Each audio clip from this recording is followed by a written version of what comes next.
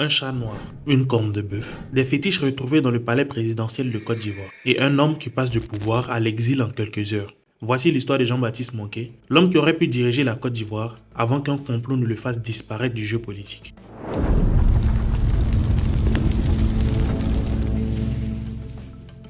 Septembre 1959. Un vent de panique souffle sur Abidjan. Dans les siècles du pouvoir, les conversations se font à voix basse. Les regards inquiets se croisent, les rumeurs enflent. Le ministre de l'Intérieur, Jean-Baptiste Monké, serait impliqué dans un complot mystique contre le président Félix Houphouët-Boigny.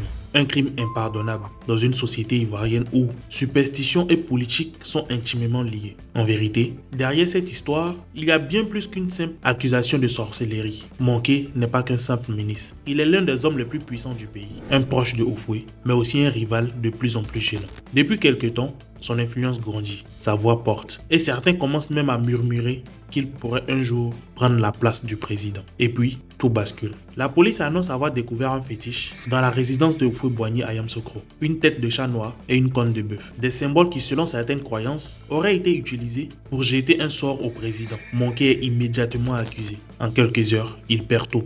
Son poste, son pouvoir et même son pays. Mais était-ce vraiment un complot mystique ou un coup politique orchestré pour éliminer un adversaire trop influent? Pour comprendre ce qui s'est vraiment passé, il faut remonter quelques années en arrière, quand Monké était encore l'un des hommes les plus puissants de la Côte d'Ivoire.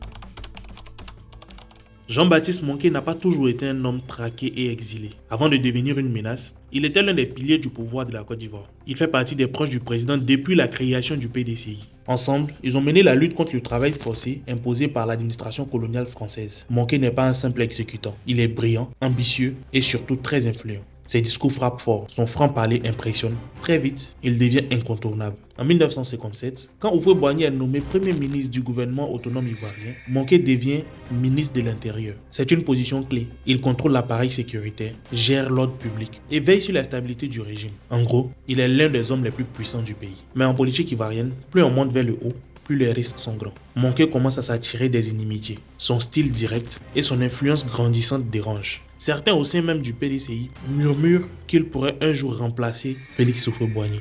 C'est là que les tensions commencent à apparaître. Monké défend une ligne plus radicale dans la gestion des affaires politiques. Il prône une approche plus ferme face aux colons, alors que son excellence Félix Houphouët-Boigny lui cherche une transition plus diplomatique vers l'indépendance. Ce désaccord, d'abord discret, devient de plus en plus visible. Monké commence aussi à former son propre réseau. Il a ses fidèles, des cadres influents du parti, qui voient en lui un possible successeur. À l'époque, personne n'ose s'opposer frontalement à Houphouët. Mais en coulisses, l'équilibre du pouvoir est en train de changer. Puis vient l'heureux qui a précipité sa chute. En 1959, lors d'un discours, Monké critique ouvertement certaines décisions du gouvernement. Il ne s'en prend pas directement à Houphouët, mais le message est clair. Il se positionne comme une alternative crédible au sein du PDCI. Cette prise de parole marque un tournant. Houphouët a toujours été un stratège. Il sait que laisser une opposition interne se développer est dangereux. Monké n'est pas un adversaire qu'on peut écarter avec une simple manœuvre politique. Pour le neutraliser, il faut quelque chose de plus radical. Et c'est là que le complot du chat noir entre en scène. Tu deviens un obstacle quand t'allumes. Y'a pas pitié dedans. Septembre 1959, la rumeur enfle. Impossible à ignorer. Des hommes de confiance rapportent à Houphouët-Boigny une découverte troublante. Dans sa résidence à Yamoussoukro, des fétiches auraient été trouvés. Un chat noir décapité, des cornes de bœuf, des objets rituels censés lui apporter le malheur. L'accusation est lourde dans une Côte d'Ivoire où les croyances mystiques ont une place centrale. Une telle affaire ne peut être prise à la légère. Le coup est parfait. Personne ne s'attarde sur les incohérences. Personne ne pose les questions essentielles. Qui a réellement placé cet objet? L'important, c'est l'impact. Jean-Baptiste Monké, ministre de l'Intérieur, deuxième homme le plus puissant du pays, est accusé d'avoir voulu utiliser la sorcellerie pour renverser Houphouët-Boigny. Monké tombe des nues. Il sait que cette histoire est montée de toutes pièces, mais il comprend aussi une chose. Il est trop tard. Le simple fait d'être accusé est une condamnation en soi. Il n'y a pas d'enquête, pas de preuves examinées.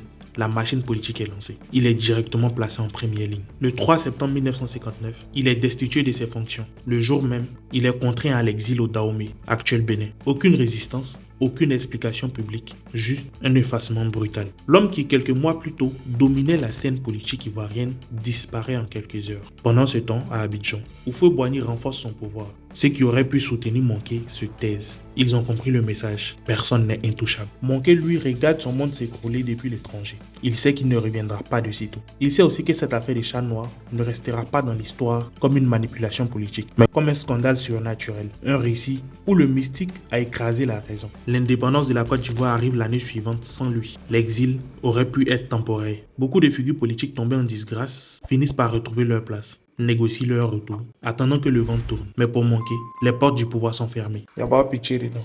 Son absence ne fait pas de bruit. Il n'est plus un sujet de discussion. Pendant des années, il vit dans l'ombre, loin de la Côte d'Ivoire qui entre dans une ère sous l'autorité absolue de son Excellence Félix Houphouët-Boigny. À l'étranger, il n'a plus de réel pouvoir politique. Son influence s'efface à mesure que d'autres cadres du PDCI prennent sa place. C'est seulement en 1969, 10 ans après le complot du chat noir, qu'il est enfin autorisé à rentrer au pays. Mais Abidjan n'est plus la même. Le régime d'Houphouët est solidement en place et Monkey, qui aurait pu être un acteur majeur, n'est qu'un nom du passé. Likez la vidéo s'il vous plaît. Abonnez-vous aussi à Tinkervision. Bisous. Il tente de se reposer, de retrouver un rôle, mais l'échiquier politique a changé. Il est toléré, mais jamais réintégré au sommet. Le pouvoir l'a banni sans l'exécuter, mais le résultat est le même. Les années passent, et avec elles, son histoire s'efface. Le complot du chat noir devient une anecdote politique, une légende teintée de mystère, mais jamais vraiment expliquée. Ceux qui ont vécu cette époque pensent que cette affaire est une manœuvre pour écarter un rival. Mais dans les livres, Monkey n'est pas plus qu'une figure secondaire, une ombre qui a traversé l'histoire de la Côte d'Ivoire sans laisser de traces durables. Il meurt en 1951 à 67 ans. Loin du destin qu'il semblait destiné à accomplir. Aucun retour en grâce, aucune reconnaissance officielle, juste une fin discrète, à l'image du silence qui l'a entouré depuis sa chute. Alors, qu'aurait été la Côte d'Ivoire si Jean-Baptiste Monkey n'avait pas été éliminé? Aurait-il pris le pouvoir à la place d'Houphouët? Aurait-il donné à la Côte d'Ivoire une trajectoire différente? Impossible à dire. Mais ce qui est certain, c'est que dans le jeu politique, dans le jeu du pouvoir, ce n'est pas toujours les plus compétents qui gagnent. Parfois, ce sont simplement ceux qui savent éliminer leurs rivaux au bon moment. En plus, avec le recul, on va dire que merci Nana Boigny pour tout. Vous allez trouver dans la description de cette vidéo toutes les sources desquelles nous nous sommes inspirés pour cette histoire. On ne sait pas si c'est vrai, mais c'était intéressant, donc on a voulu le partager avec vous. Donc, prenez tout ce que vous venez d'entendre avec des pincettes. Et s'il y a quelqu'un en particulier qui vous intéresse, dites son nom en commentaire, on va vous raconter son histoire. Et n'oubliez pas de liker la vidéo, de vous abonner et de la partager s'il vous plaît. Please, bisous.